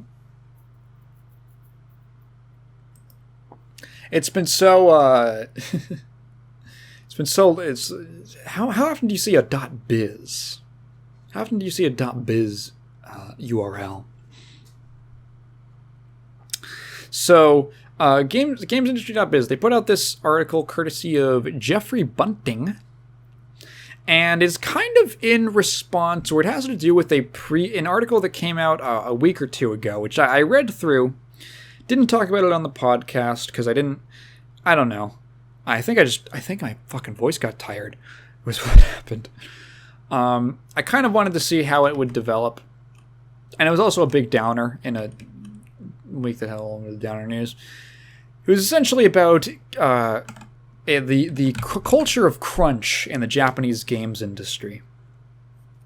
And how honestly, just Japanese industry in general, not specific to games, but there is a culture of overwork and expected overtime. This was an interesting detail from that article. Apparently, that I recall that apparently in Japan, it's common practice for overtime pay to be included in your salary.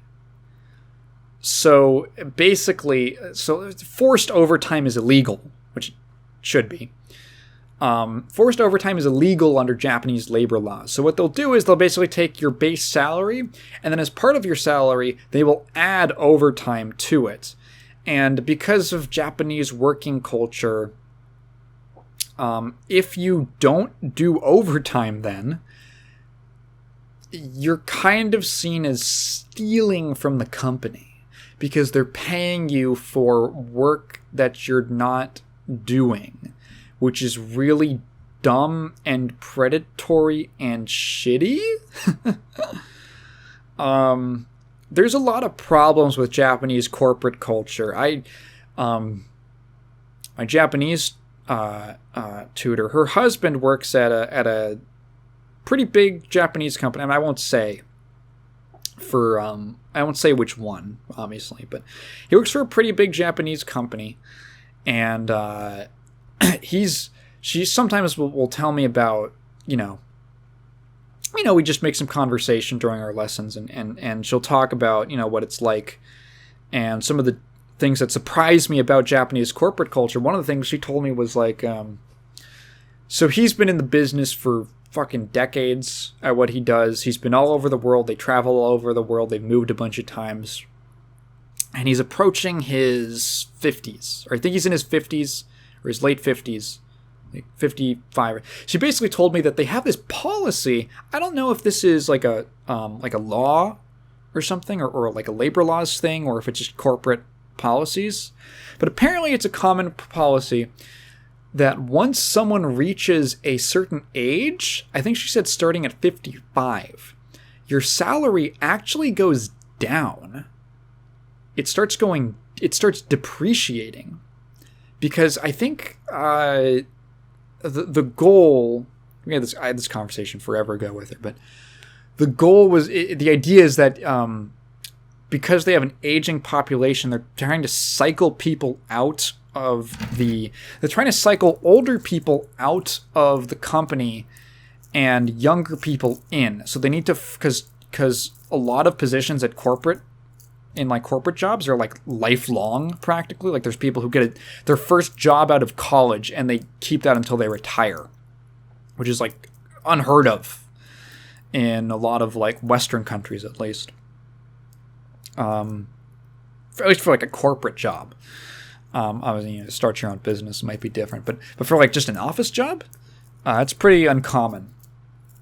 Tends to be a lot more, bouncing between businesses every, say, even if you spend like 8 years at a company, it's considered kind of long in like America, at least. So they have this whole thing where like his pay is like going down, which is kind of crazy because he's actually like a pretty high level position in this company, like C-suite. And has all this experience. He's been with the company for decades. He's been all over the world. He has skills and experiences that he's a valuable asset, you might say. They have a daughter who's in her 20s somewhere abouts. I'm not sure exactly how old. But they have a daughter who's in her 20s, lives in the US, kind of grew up in the US. They grew up when they were living here. And she is working at Twitch as like an engineer. And my tutor, she tells me, she goes, yeah, like our daughter makes more money than my husband. And she's like a 20-something engineer at Twitch. And you would expect, like, if you're working at Twitch, you'd probably be making decent money. But like more money at like that position with that level of experience than a guy like him, it's like fucking crazy. And hey, it might be that Twitch overpays its engineers. I don't know. But like, yeah, I don't know. There's a lot of issues with corporate culture that are just weird in Japan. Not to mention just like expected crunch, which is part of this. Let's go back to excuse me, what I was talking about. The culture of they're going to pay you, they're going to wrap, this whole practice is so like devious, wrapping your overtime into the pay you would get for overtime into or like a certain level of overtime, I imagine. So overtime could be infinite. Into your regular pay is very devious to make you feel guilty for leaving. So one of the companies they pointed out was FromSoft. Oh, hey, and if you want to talk about crunch, you know what Japanese dev does not crunch at all? The Final Fantasy XIV team. Yoshi P has gone on record in saying that they actually, even Yoshi P crunched the shit out of himself during the development of A Realm Reborn. Like, I think he literally said it took he's like when I say he's like the hyper manager, I fucking mean it. He's the ultimate manager and apparently a great boss, because he said he took years off of his life to manage that project. He was the hardest working one. And he would specifically not let the devs do overtime on the team, because he was like, I have the schedule. If we stick to the schedule and we get everything done on time that we need to get done on time, we're going to make it through. I need you to go sleep. They were so excited and enthusiastic. They wanted to go do a bunch of overtime. And he was like, no, go home, spend some time with your family, get some good sleep, be back in the morning. And apparently the team they really don't have to crunch on anything, and they turn shit out like clockwork, and it's extremely high quality, and they all get maximum bonuses. So I always feel good. You always feel good playing that game. Anyway, so there was this article from Games Industry Biz. It said, how much does From Software crunch?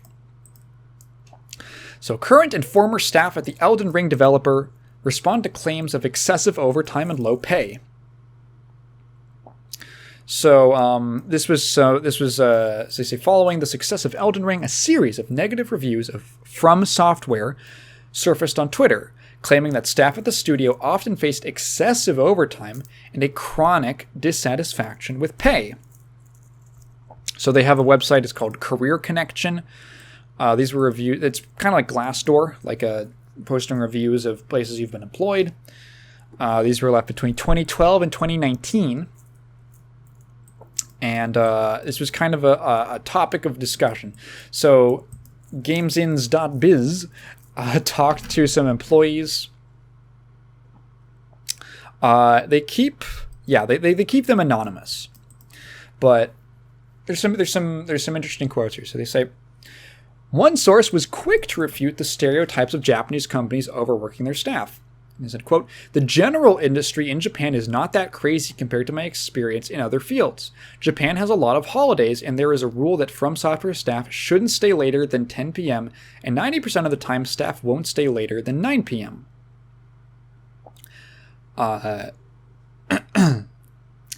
So they bring up in this article the Japan's, they just call it the Labor Act. It's not the Japan, it's just the Labor Act. Says that they have an 8-hour workday. That's 8-hour workday with quote unquote flexible work hours, and the core time is between 11 a.m. and 5 p.m. That stuff is always fun. The 8-hour workday thing is funny to me because I'm pretty sure it's pretty solid evidence now that the most amount of time you can dedicate to something with like focused work is about 5 hours, and then after that your brain just starts dropping off. I totally feel that in my work. I can sit down for like 5 hours with maybe like a little break in the middle, and then let's say 5.5, 6 hours. And then I just hit that point where I'm like, I can't do anything else. I'm pretty much done. But we have the 8-hour work week for some reason. Multiple sources can see that there is some level of crunching, and that's a direct quote, at FromSoft. So there's a couple things where people say, like, it seems to be, as this article points out, it seems to vary by department. Some people say there's not a lot of overtime. Some people say, oh, well, during critical periods, I have to do a lot of crunch.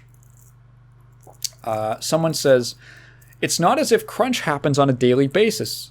It's more common that during the ROM check for the publisher, 2 or 3 months before release. So, ROM check. What is a ROM check? Are they just talking? Sure. ROM check. Pretty sure ROM check, what they're referring to is just. That might be like a Japan specific term. I assume when I read this that was like the like the final like polish phase, I guess. I'm not sure. Yeah, so they do back up the claim that overtime is usually included in the salary.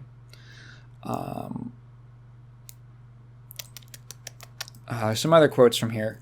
They say FromSoft is not a big organization, so that the pay might not be as high. You can kind of not subtract, extract. Is that the word I'm thinking of from that? Compared to the cost of living in Tokyo, one source said FromSoft's salary is not adequate. Those are their words. Salary is not adequate. They went on to say that others close to them at the studio did not appear satisfied with their salaries either. So Salary Explorer is a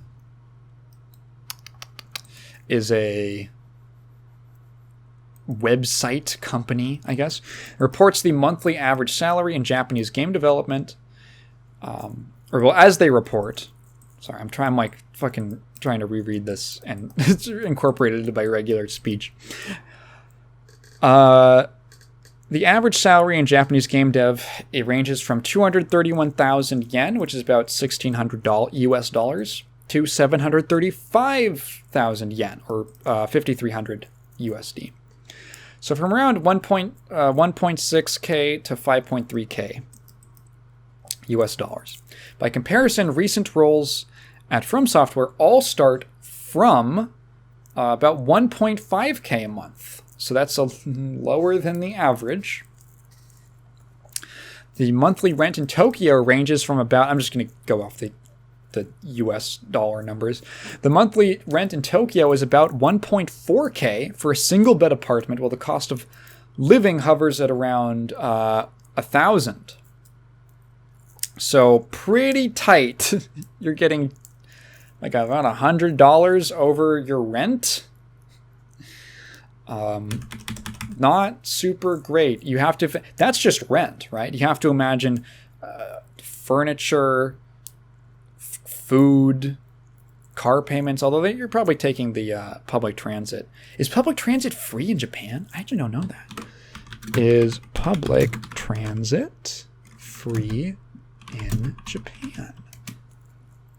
Nope. Yep. So, yeah. Oh, apparently, according to this article, also expensive rail transport. Okay, cool. Great. So yeah, there's a lot of other things that factor on top of that. Now, hopefully, you're not starting at, you can maybe negotiate up from 1.5K, because that's a little tricky. But like, yeah, you might be living cheap working for FromSoft. With the immediate success of Elden Ring, publisher Bandai Namco announced in February that it would be raising salaries by an average of $362 per month for all employees. Moreover, base salaries would increase from the previous 1.6K to 2.1K. So it looks like, and that does not seem to have affected. So they cite in this article that the FromSoft actual, like their open positions are, still lists at that old like 1.6K starting rate. Sorry, 1.5K starting rate. So they don't seem to have followed the raise that Bandai is giving to their employees. However, there is a bit at the end where it mentions, it's kind of like the retort. However, although there is talk of crunch and low salaries, there also appears to be a lot of employee satisfaction at FromSoft. Multiple sources gave positive accounts of their experience at From Software, despite their own criticism. Oh my god, this quote is so funny. One suggested the long hours are a bit like playing Dark Souls. Quote, it's kind of tense in a way. It's the Dark Souls of jobs.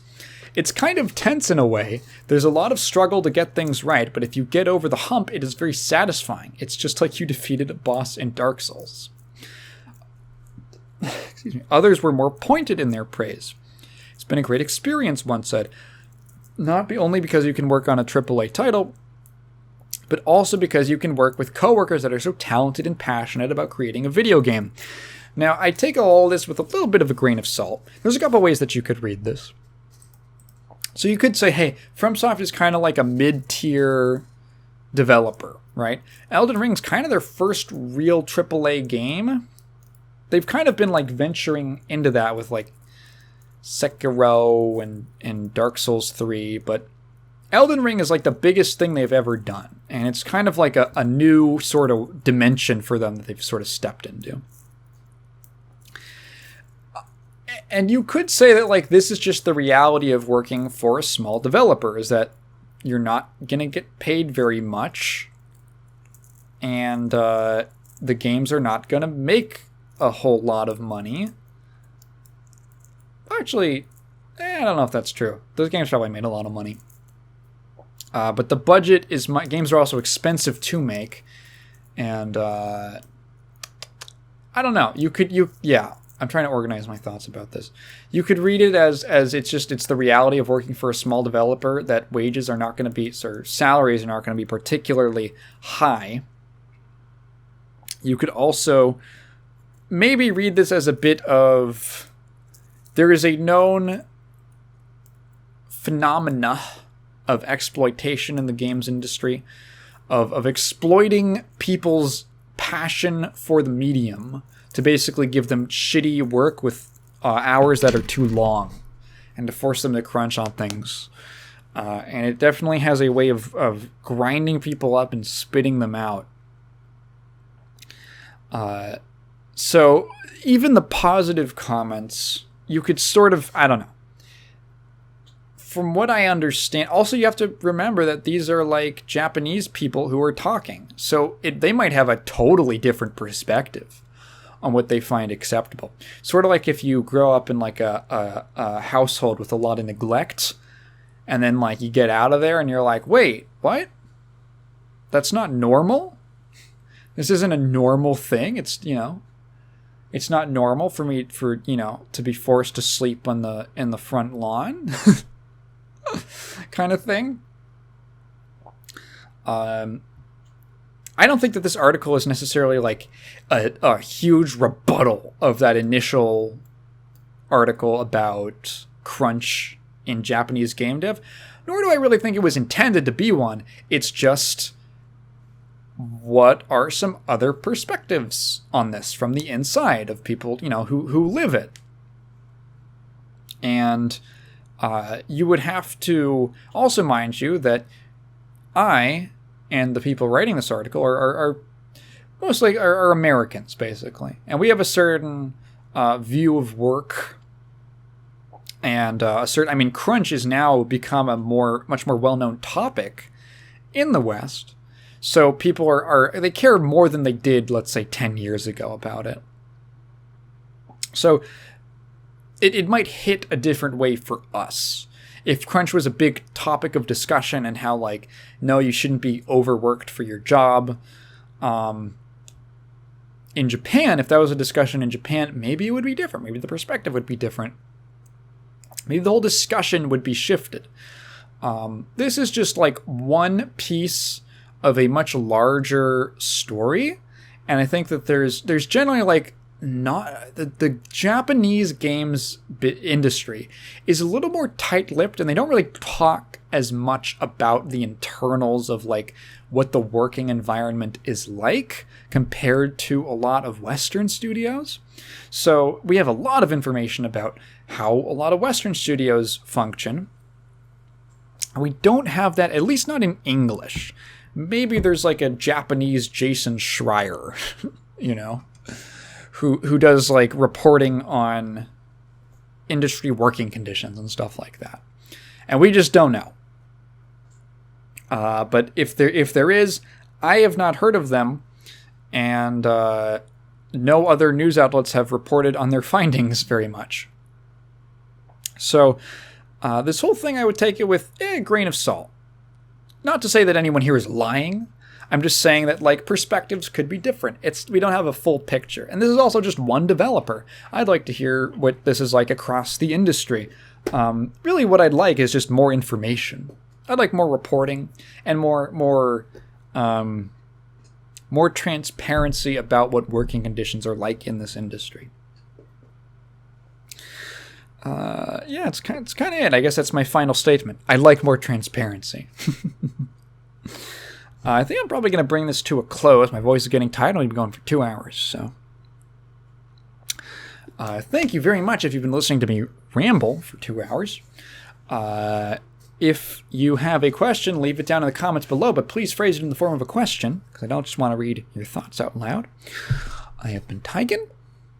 Going to do a stream on the 8th of the Game Awards. That's a Thursday. And, yeah, the new video is taking a while. I'd expect it to come out in the next couple days. It's coming along, but it's a lot. It's actually going to be a lot longer than I initially thought. Like, quite a bit longer than I initially planned for it to be, which is a good thing. Just like, okay, I had a lot to say about this. So, be on the lookout for that. I think it's going to be really fun. I have a Patreon. I have the main channel. Go rewatch something from the main channel, why don't you? I got the Clips channel that you can check out. And that's it.